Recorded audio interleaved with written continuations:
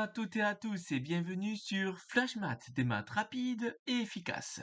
Alors aujourd'hui, nous allons nous intéresser aux grandeurs composées. Qu'est-ce qu'une grandeur composée?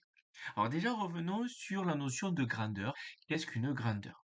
Une grandeur, en fait, c'est une caractéristique d'un objet ou d'un élément que l'on peut mesurer ou que l'on peut calculer. Je prends un exemple. Quand vous avez un objet dans un supermarché, il a plusieurs caractéristiques.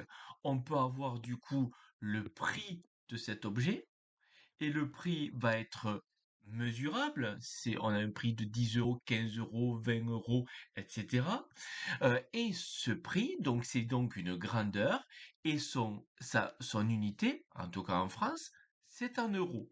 Et donc une grandeur peut avoir plusieurs unités. On peut donner le prix donc en euros, on peut le donner en centimes d'euros, on peut le donner en dollars, en livres, en dinars, etc.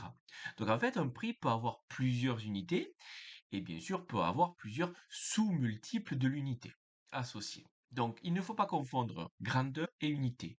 Une grandeur, c'est la caractéristique que l'on veut étudier et euro, c'est une unité, c'est l'unité de la grandeur prix, dans mon cas. Mais en fait, finalement, l'objet, si je reviens à mon exemple de tout à l'heure, l'objet, il a aussi comme caractéristique son poids, c'est-à-dire plutôt sa masse. Et sa masse, ben, comme unité, on peut l'avoir en kilogrammes ou tous les sous-multiples du gramme. Donc on peut avoir hectogramme, décagramme, gramme, décigramme, centigramme, milligramme, etc. Mais on peut l'avoir dans d'autres pays dans une autre unité, la masse. Voilà.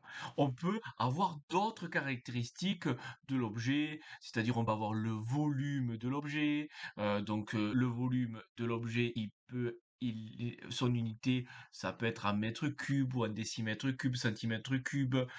Si on parle de contenance de l'objet, on peut l'avoir en litres, centilitres, bon, etc. Donc en fait, déjà, eh bien, ce qu'est une grandeur.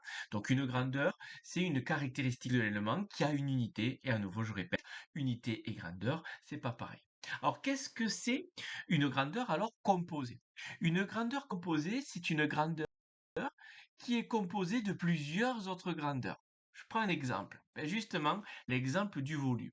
En fait, le volume, c'est une grandeur composée. Pourquoi? Parce que on le voit avec l'unité, les mètres cubes, c'est qu'on a fait des mètres multipliés par des mètres multipliés par des mètres. D'où pourquoi on parle de mètres cubes.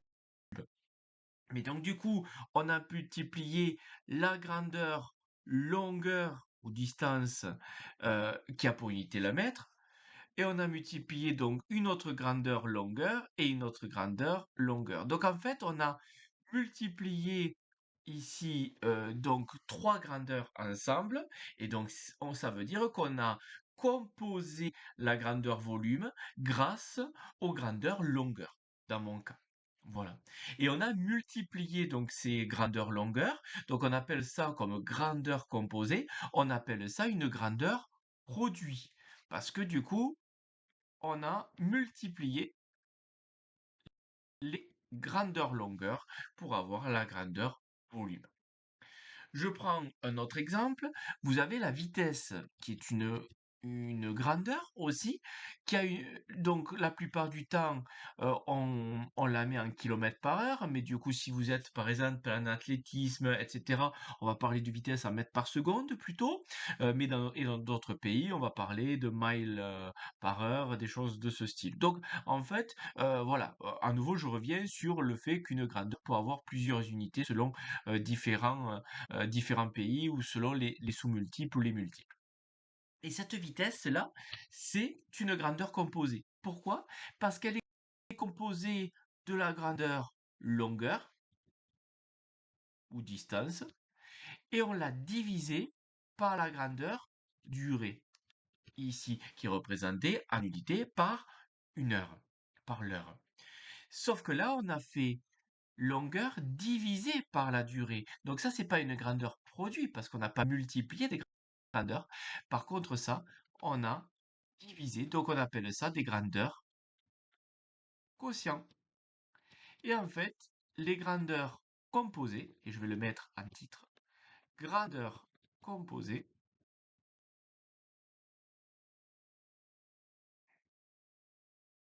et l'ensemble de toutes les grandeurs produits et toutes les grandeurs quotients.